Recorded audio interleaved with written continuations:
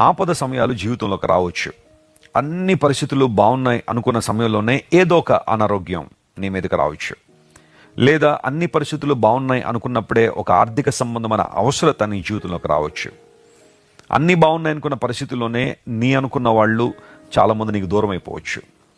లేదా నీ మీద చెడ్డగా మాట్లాడచ్చు, నిందలు వేయచ్చు. అటువంటి స్థితిలో ఆపద సమయంలో కృంగిపోయినప్పుడు అని బైబిల్లో లేదు, ఆపద సమయంలో చింతపడినప్పుడు అని బైబిల్లో లేదు. కానీ ఆపత్కాలమందు నీవు మొర్ర పెట్టినప్పుడు, అంటే ఎవరికి మొర్ర పెట్టాలి, ఎవరి దగ్గర పరిగెత్తాలి? సర్వసాధారణంగా జీవితంలో ఏదైనా సమస్య రాగానే ఈ సమస్య నుండి నన్ను ఎవరు బయట వేయగలరు లేదా ఎవరు విడిపించగలరని ఎవరి దగ్గరికో వెళ్ళడానికి ప్రయత్నాలు చేస్తూ ఉంటాను.